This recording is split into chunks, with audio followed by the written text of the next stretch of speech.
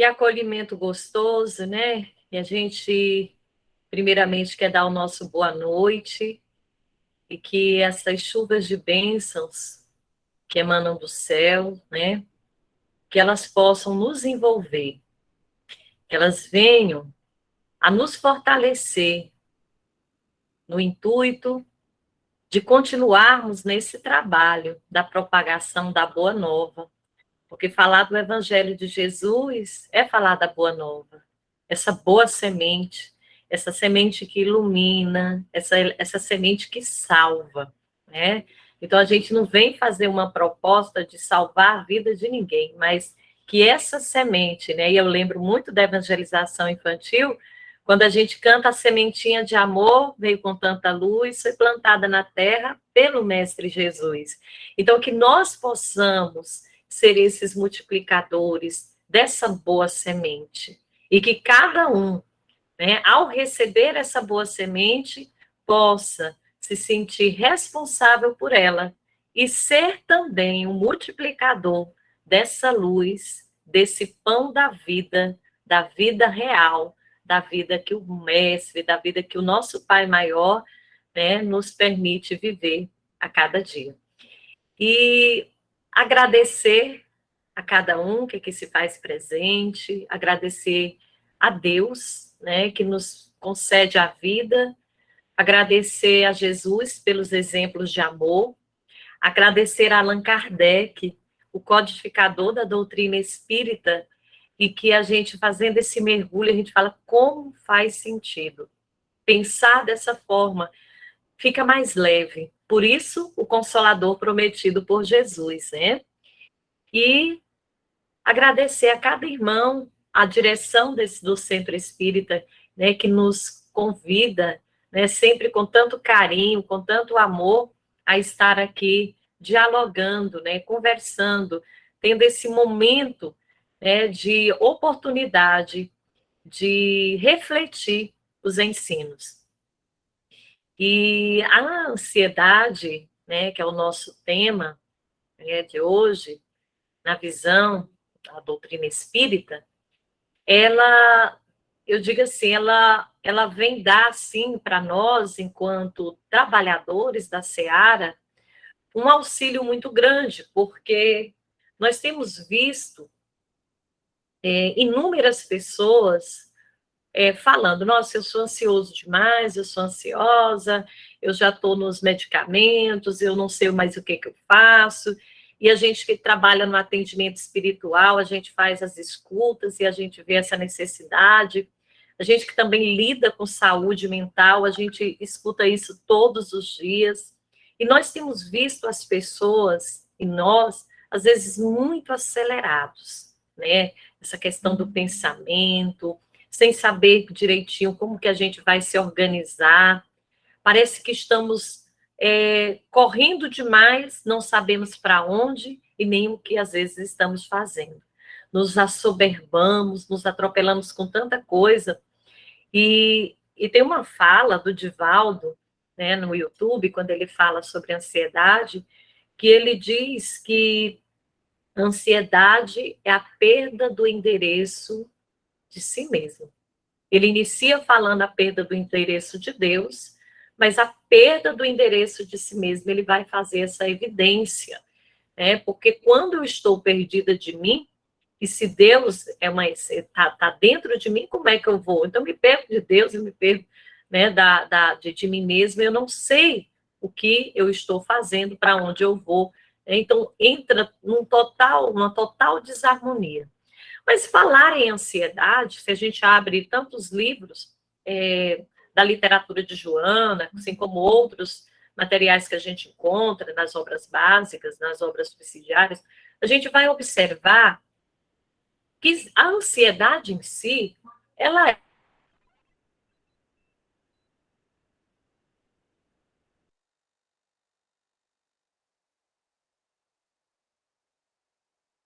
é até considerada esse. Houve uma falha aí para vocês? Não? Houve uma falha? Então vamos prosseguir Sim, aqui, né? Quando a gente fala da ansiedade, nós estamos falando de dois tipos, né? Tem uma ansiedade que é considerada natural, né? Faz parte, ela inclusive é considerada, né, segundo a doutrina espírita, como um mecanismo de defesa, né, cotidiano. Ela é tranquila. Por exemplo, eu moro longe de um filho e esse filho ele vai chegar. É muito natural que eu já fique esperando, que às vezes eu já queira organizar uma comida gostosa, preparar o quarto. É natural isso. Eu vou fazer uma prova e às vezes eu fico, né, meio preocupado, estudo um pouco mais, naquele cuidado, não sei exatamente como que vai ser. Então, às vezes, vem aquele frio na barriga, natural. Às vezes, o que que acontece? Vou fazer uma prova, fico mais de semana sem dormir, deito, não consigo conciliar o sono. Às vezes, meu sistema, né, começa a funcionar totalmente desajustado, o sistema intestinal. Às vezes, a pessoa começa a perceber uma palpitação exagerada, né? Às vezes, a boca muito seca, dores, e a pessoa, às vezes, não consegue entender muito bem. Quando nós chegamos nessa situação, a gente precisa observar para entender esse processo, porque ela deixa de ser uma ansiedade do ponto de vista natural e ela já entra no outro processo que a gente vai chamar de uma ansiedade patológica, que ela já vai necessitar de um cuidado mais especial, de um olhar mais atento àquele sentimento, àquela emoção, aquilo que eu estou, às vezes, vivenciando. Inclusive, a minha fala hoje, ela está pautada no livro Reconstruindo Emoções, que eu não sei se vocês conhecem. Esse livro, ele é de Iracy Campos Noronha, pelo espírito de Nice da Silveira. O prefácio é de Joana de Ângeles, o espírito, né? Então, esse material aqui é de uma riqueza. Quanto mais a gente vai estudando, mais a gente tem vontade. Eu até na roda de conversa, no Diálogo ao Coração, eu falei um pouco sobre Nice da Silveira, né, uma psiquiatra que veio fazer um grande movimento de transformação, com relação à saúde mental.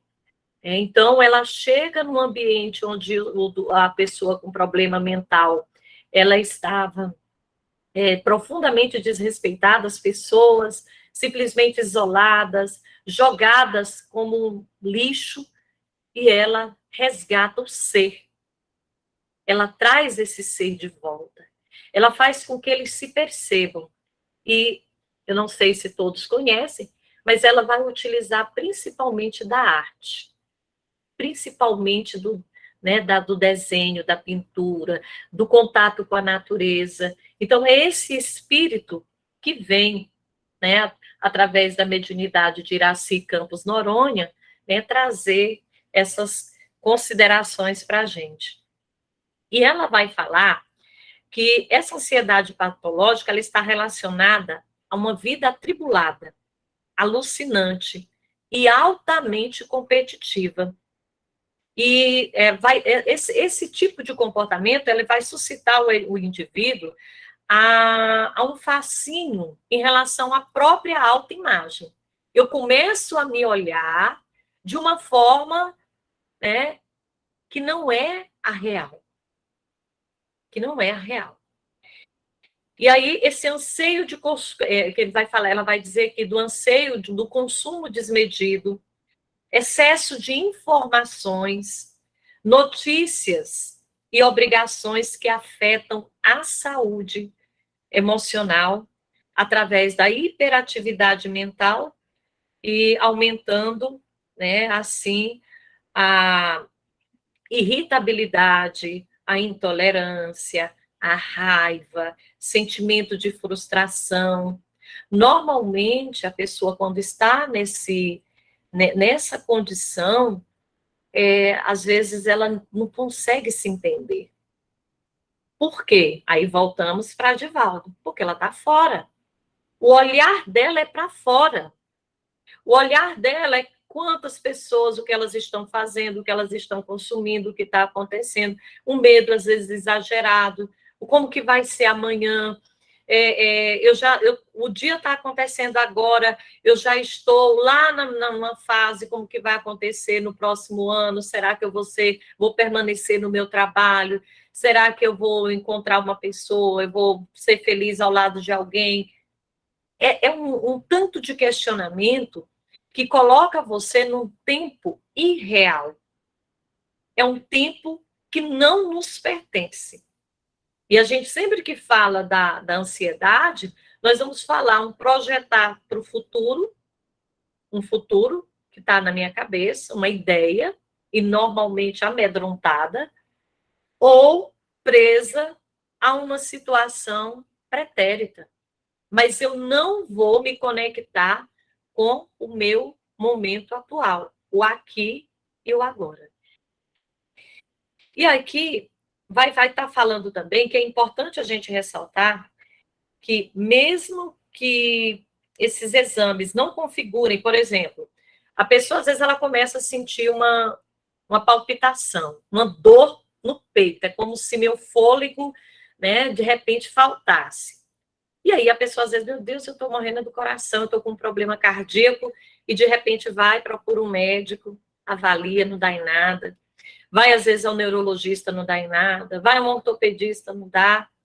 E aí, de repente, a pessoa começa a virar quase como uma chacota no meio da família, das pessoas, não está procurando doença. Muitas vezes as pessoas até usam esse termo, né? Está procurando doença, né? Talvez, gente, uma coisa é, como ela diz aqui, importante ressaltar que mesmo que exames não configurem diagnóstico de doença, não significa que a dor não exista. Existe uma dor. E nós precisamos nos importar com as pessoas, não dando um excesso de valorização, às vezes, aquele sintoma, mas entender o que está movimentando aquele sintoma, o que está ocasionando aquele tipo de comportamento. E aqui ela vai dizer que a associação de sintomas, olha só, sintomas associados no que pode desencadear depressão. Isso tudo a gente está falando aqui de ansiedade, mas associado a esses sintomas, ela pode vir, né, com a depressão, com fobia, dificuldade de concentração. Quantas vezes a gente está no centro espírita, no atendimento, vamos concentrar? Não consigo. Não consigo fazer nem a prece de Pai Nosso até o final, não consigo acompanhar. Daí a importância que é a gente estar junto, a gente fortalecer os vínculos. Porque às vezes a pessoa está num momento tão difícil que ela não consegue isso aqui. Perda de memória, transtorno obsessivo compulsivo, e eu achei bem interessante que ela traz um termo que é hiperestesia. E o que vem a ser essa hiperestesia? E aqui eles vai explicar que a hiperestesia ela vai se relacionar com a sensibilidade mediúnica.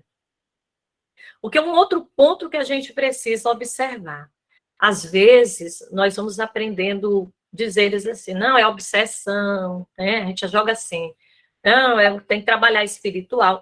Gente, a gente precisa analisar o tripé, o corpo, o psíquico e o espiritual. E nós, enquanto espíritas, nós sabemos que a doutrina espírita ela está assentada no tripé, que é ciência, filosofia e religião. Então, nós precisamos analisar toda a conjuntura, todo o sistema. Então, os espíritos, estudando espiritismo, a gente vai ver que não é assim, simplesmente, o espírito vem obsidiar. Existem os espíritos obsessores, sim. Mas para que eles venham, é preciso ter uma sintonia. É preciso que, de alguma forma, a gente se conecte a eles, a esses irmãos. E aí, quando a gente começa a falar, vamos cuidar mais da gente. Por que Joana de Ângeles tem toda uma série psicológica? Para que a gente estude, para que a gente compreenda, para que a gente volte para dentro. para que a gente enxergue as nossas reais necessidades. Porque, às vezes, a gente se vê como espírita como se a gente não adoecesse.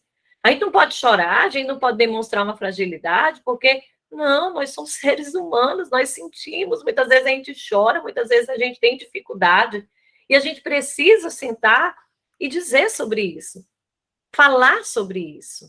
Olha, eu estou tendo uma dificuldade assim, sentar com o grupo, pedir um apoio, e o grupo precisa se olhar de forma como irmão, não é como, fulano está perturbado, já usa o termo assim, está obsidiado. Não, vamos trabalhar entendendo que nós que estamos num processo, no mundo de expiação e prova, num processo de aprendizagem, nós, às vezes, por uma situação, um desemprego, uma separação, alguém que desencarna, seja qual for, muitas vezes a pessoa fica numa situação difícil, e aí, às vezes, ela baixa um pouquinho a guarda, e aí algum irmãozinho começa a sintonizar, e aí quando as coisas começam a acontecer. Então, não é assim, chegou o espírito obsessivo, jogar toda a culpa para os desencarnados, para os espíritos, a gente precisa avaliar tudo. E aí, quando ela fala da hiperestesia, ela vai dizer que ela vai se relacionar a essa sensibilidade mediúnica. Ela é a junção mediúnica, pois o indivíduo está num circuito sensitivo alterado. Esse circuito sensitivo alterado, ele vem em decorrência de quê? Daquilo que nós falamos anteriormente. Excesso, às vezes, de notícia. A pessoa não para simplesmente fazer uma leitura, ou para ficar no silêncio, para fazer uma meditação, para simplesmente colocar a mão aqui, ó, e sentir o coração pulsando, uma vida pulsando dentro da gente. Às vezes a gente coloca, parece que não tem nem coração batendo aqui, né? Demora tanto para se ouvir, demora às vezes para se escutar. Quantas vezes eu me toco, eu me abraço, quantas vezes eu tento escutar a minha voz. E essa distância que nós vamos nos colocando de nós, ela vai favorecendo alguns diálogos e conexões, por exemplo, com revolta, indignação, medo. Quantas pessoas amedrontadas? Quantas pessoas que nesse momento estão totalmente inseguras? E aí, quando ele fala, o indivíduo que está no circuito sensitivo alterado, à mercê da atividade sensorial. E aí, no caso dessa hiperestesia, fará com que os indivíduos entrem em conexão mediúnica. E essa conexão mediúnica, de que forma será? Com os espíritos mais elevados ou com irmãozinhos nossos, ainda em condições, né, às vezes, de aflição, de revolta, né, de atraso moral? Então, ela vai respondendo aqui, dizendo que nessa situação, a situação vibracional do indivíduo, ela torna-se extremamente negativa e, consequentemente, a conexão mediúnica, ela vai ser com espírito, não vai ser com espíritos elevados. Ele receberá maior densidade de energias negativas, né, devido à afinidade vibracional. Então, veja que não é, a gente observa que não é uma coisa ao acaso. Eu entrei numa vibração, numa sintonia, e aqui, irmãos naquela mesma sintonia, vêm, né, no caso da hiperestesia, e aí eu vou, né, estar mais conectado a isso aqui. E o que vai acontecer? Vai ampliar, né, vai potencializar a minha situação, a minha dor, o meu sofrimento. O indivíduo que tem problemas psicológicos, ele pode tornar-se mais vulnerável. E os espíritos, né, mais vulnerável, no caso, a esse tipo de espírito, né, que ele vai considerar espíritos subversivos. Então, ele vai passar a receber maior densidade dessas energias negativas devido a quê? A afinidade vibracional. Amplia o problema psíquico, né? E quando amplia esse problema psíquico, né, a situação perturbadora, ela vai ficar ainda muito mais intensa, muito mais grave. Algumas vezes, o indivíduo chega a não ter mais um domínio total de si próprio. E aí a gente vê, quando é perguntado, né, a Kardec sobre as nossas influências, né? E ele diz que muitas vezes nós somos arrastados mesmo, né? E aí, de que maneira? Ah, mas isso é justo? Ah, mas como que nós estamos nos posicionando? De que maneira eu me protejo? Né? Se eu, por exemplo, ando de moto, eu para sair, eu preciso do equipamento de proteção. Não é assim? A gente, nesse período de Covid, né, nós tínhamos né, o álcool em gel, botava-se a máscara, né? Quantas vezes, né, a gente, dentro desse processo, para se proteger. Mas de que maneira nós temos nos protegido do ponto de vista espiritual? Às vezes é preciso a gente ser, né, chacoalhado para que a gente entenda que a gente precisa de trabalhar esse autocuidado.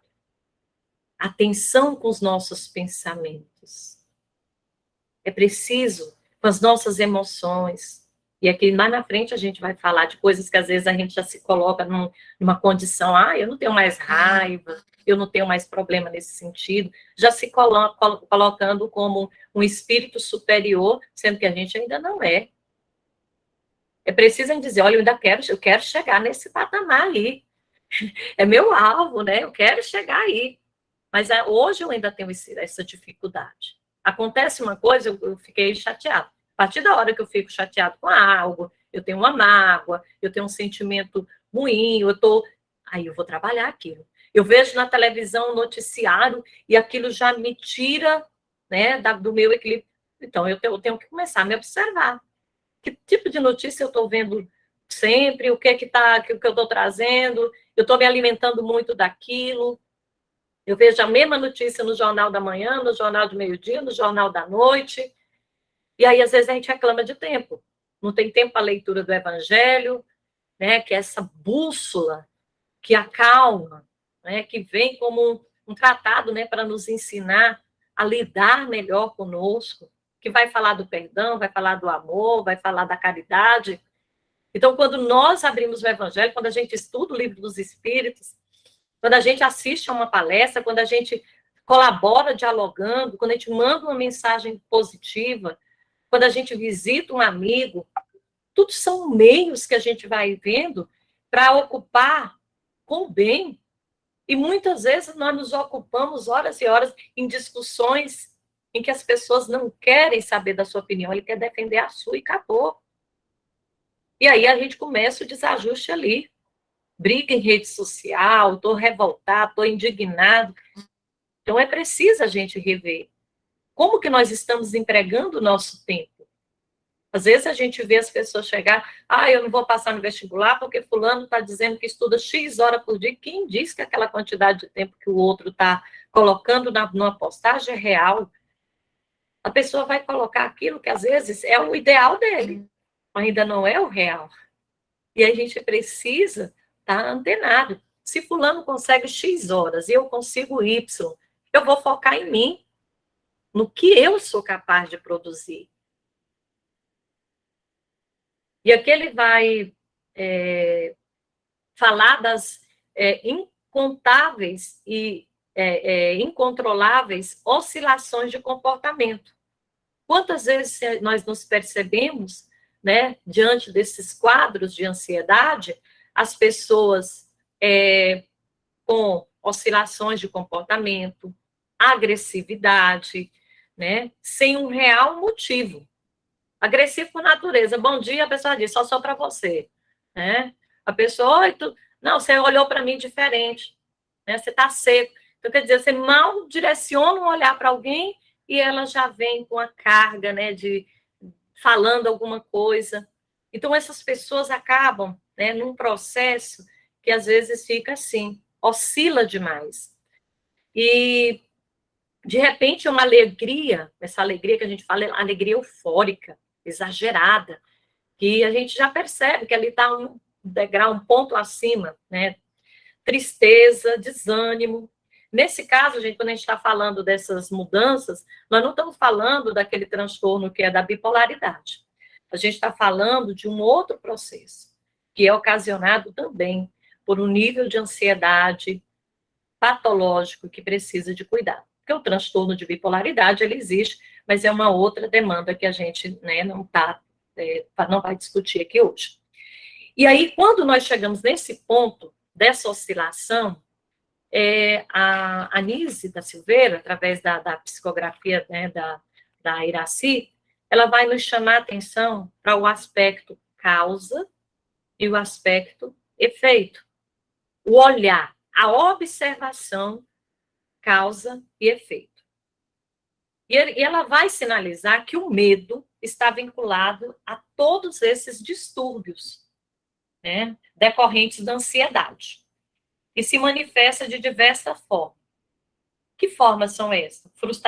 Frustração dos relacionamentos, né, amorosos, de amizades. Hoje eu estou amiga, amanhã eu já não estou. Hoje eu estou encantada por alguém, no outro dia já não dá certo. Insucesso, vazio existencial, conceito distorcido da estética. Né? A pessoa está magra. Não adianta eu dizer, menina, você está linda. A pessoa não se vê. Ela se vê gorda. Ou eu estou me vendo magra demais. A outra pessoa, não, você está normal. E você pode passar dias e dias dizendo, a balança vai te mostrar um peso, mas a pessoa ela tem uma imagem distorcida de si.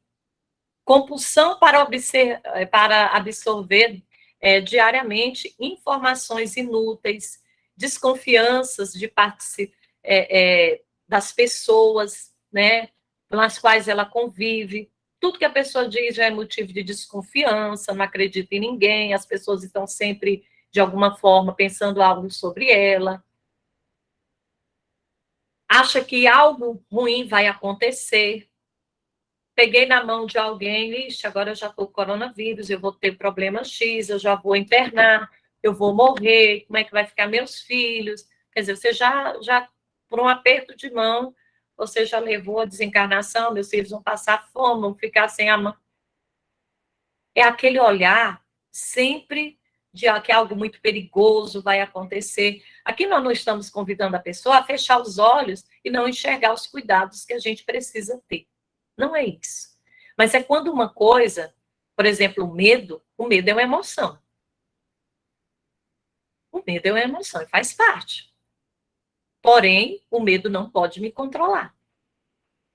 Eu preciso entender que eu devo estar no controle das minhas emoções. Pensar, sentir, agir. A emoção, ela é fruto de quê? Do pensamento. Então, onde está a força? O pensamento. Eu preciso começar a cuidar dessa força, que é o pensamento. Cuidar desse manancial divino, para que ele possa trazer luz. Para que o medo, quando eu tiver, eu perceba que eu tenho que estar no controle. Não é ele me conduzindo. E o texto ele vai chamar a atenção para um aspecto oculto da emoção negativa, que é negar-se.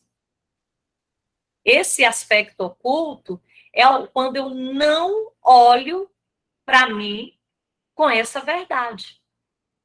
Aí aqui ele vai usar como exemplo, eu vou ler esse trechinho aqui que eu achei bem interessante.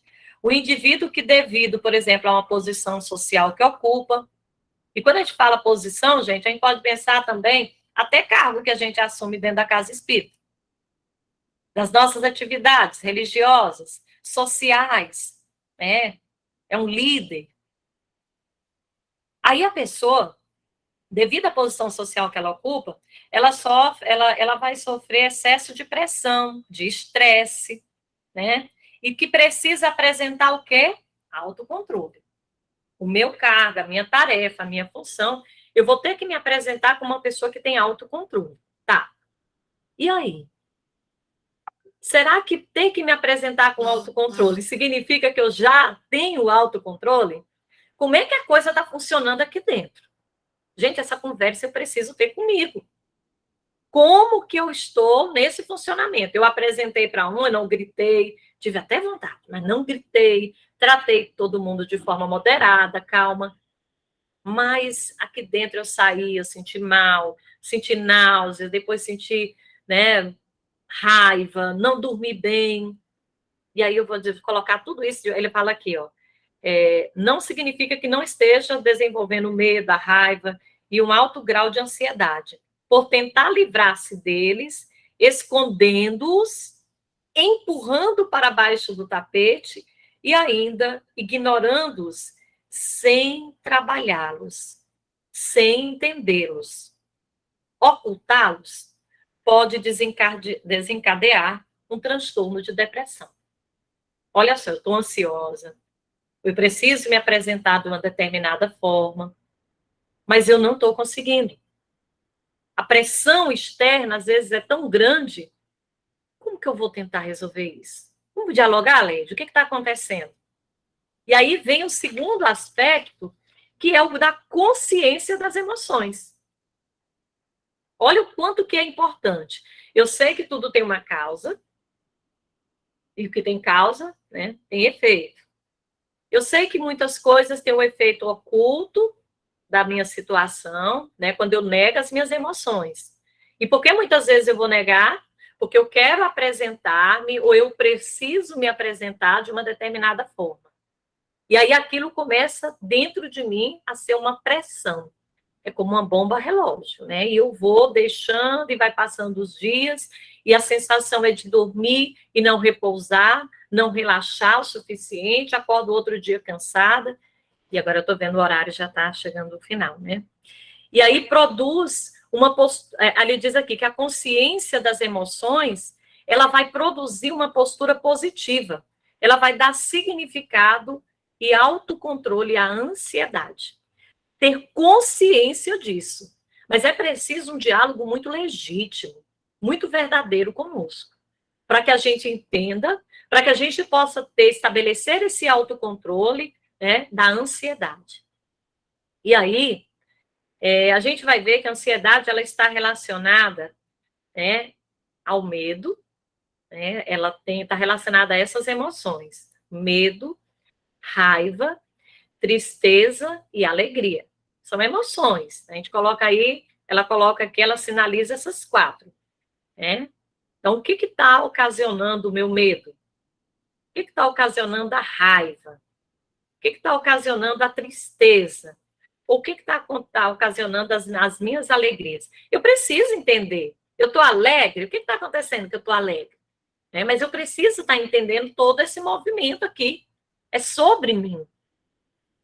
Qual a emoção que está acionando em mim, por exemplo, a ansiedade? E de que forma essa emoção interatua nos meus pensamentos e ações?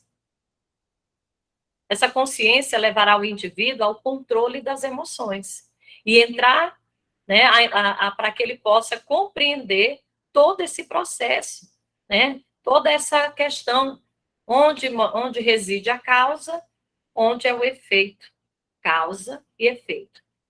Onde está a causa, por exemplo, da minha ansiedade? Eu senti raiva, ou eu estou com muito medo.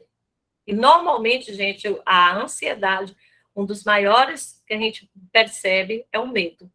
É o medo de não ser amada, é o medo de não ser aceito. Quantos medos? Necessidade. Por quê? Porque às vezes eu não me cuidei o suficiente. Então eu preciso que o outro olhe para mim e diga: olha, Leide, né, você foi bem, você está simpático, você fala isso. Eu fico com a necessidade de que alguém venha dizer algo. E quando isso não acontece, eu entro em crise. Então é preciso eu me olhar, é preciso eu me observar, é preciso cuidar melhor de mim, para que eu não fique nessa dependência emocional do outro e às vezes isso causando verdadeiros transtornos, né, na minha existência. Observar as sensações mais sutis, e procurar entender a causa e o efeito de tudo isso. E aí, finalizando aqui, a gente já vai caminhar para uma finalização, que diz assim: A ansiedade priva o indivíduo da dádiva do presente, porque o arremessa sempre para frente. Muitas pessoas desconhecem a causa da ansiedade, de onde vem. Não encontra motivações na vida atual. Mas o espírita, e aí aqui entra, né, a questão do conhecimento, da imortalidade, da reencarnação, porque muitas vezes, por mais que eu vasculhe essa vida atual, eu falo, meu Deus, mas onde que está? Eu sinto uma tristeza, um desânimo, uma insegurança, parece que eu estou sempre esperando que algo ruim vá acontecer comigo. Meus irmãos, Dona Nise da Silveira, ela vai falar conosco, ela diz que, e visitando também as obras de Joana, ela vai falar do mergulho inconsciente, vidas pretéritas, situações anteriores que muitas vezes, né, gatilhos foram acionados, situações traumáticas, e que ainda nós trazemos essas, né, emoções, essa situação que muitas vezes a gente não consegue compreender. Com essa visão, né, ampliada do hoje, mas também daquilo que, né, remete ao meu pretérito, das minhas vidas passadas, eu tenho uma percepção melhor de tudo isso. Aqui vai dizer que inúmeras vezes a ansiedade está adormecida nas lembranças traumáticas de um passado longínquo, sendo acionada pelo despertar da consciência neste momento para a libertação definitiva, né, do cárcere traumático. Então, estou me percebendo assim, o que essa ansiedade está me convidando? O que ela está me convidando? A me libertar, a me olhar mais, a cuidar mais de mim, a confiar mais em Deus. Confiar mais em Deus. A também, dependendo do momento, buscar ajuda de profissionais. Visitar mais o atendimento espiritual na casa espírita. E aqui vai falar que não existe receita milagrosa. Como seria bom, né? Se a gente tivesse uma receitinha, coloca ali, toma o comprimido, acabou-se. E a gente vê que muita gente toma e precisa dos medicamentos, vão ao hospital, tem um medicamento que ajuda, mas a gente precisa fazer a nossa parte. Então, não é simplesmente um comprimido mágico. A gente vai saber que é preciso reconhecer que é impossível a gente obter o controle do futuro, como também do passado.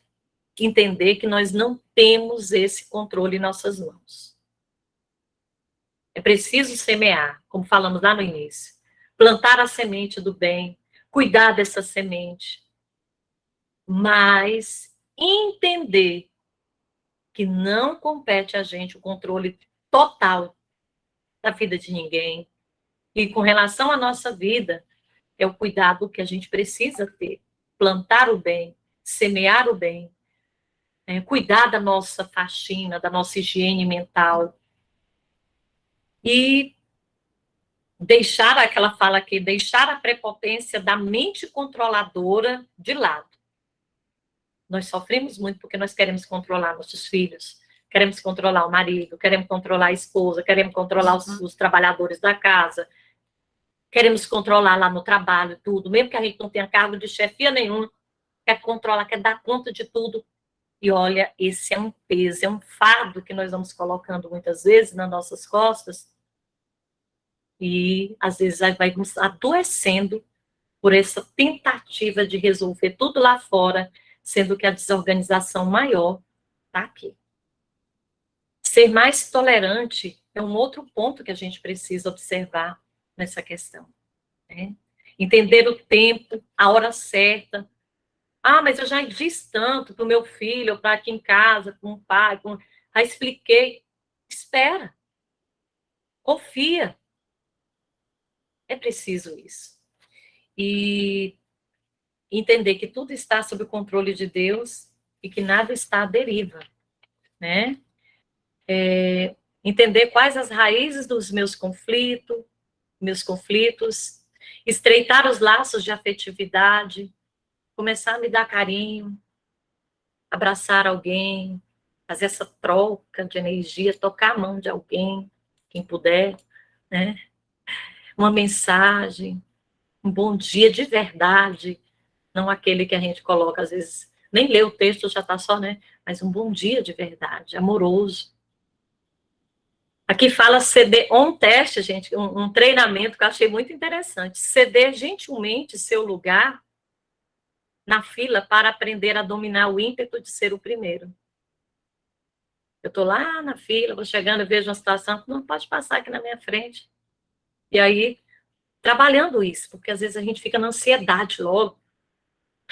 Às vezes a gente tem exemplo que você vai para resolver uma coisa, tirou um tempo para que ele chegue ali, você é um desespero em pessoa. Saber relacionar-se com a insegurança do mundo. Quantos de nós nos desesperamos nesse período da Covid? É preciso saber, né, relacionar-se com isso. Substituir pensamentos negativos por pensamentos positivos. Esse é um trabalho que não é fácil, mas é necessário. Também vai falar da meditação. Joana fala disso, Alberto Almeida fala. A gente vê o Divaldo, quanto que Divaldo conversa com a gente sobre isso. Raul, tantos, né? A gente vê Haroldo Dutra Dias, todos eles nos falando, Rossandro. Aí a gente vê aqui a Iraci, através do Espírito Nísio da Silveira, vem falar meditação. Ela vai nos auxiliar na compreensão sobre o meu eu interior. Traçar metas. Meta a curto prazo, a médio prazo, a longo prazo, para eu ir me organizando. E, gente, não poderíamos deixar de falar da fluidoterapia. A fluidoterapia, a gente vai o quê? O magnetismo humano, mas a energia espiritual. Ela vai proporcionar um efeito, considerado efeito calmante, sobre o sistema nervoso. Valorizar essa ação fluidoterápica, né? Atividades físicas, né, que elas vão liberar as endorfinas, né, o hormônio do prazer, da felicidade, e vai diminuir muito das nossas dores, né, do nosso estresse.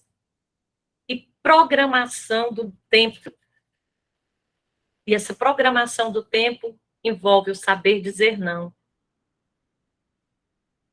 Querer abraçar muitas coisas. Uma coisa por vez, amar devagar.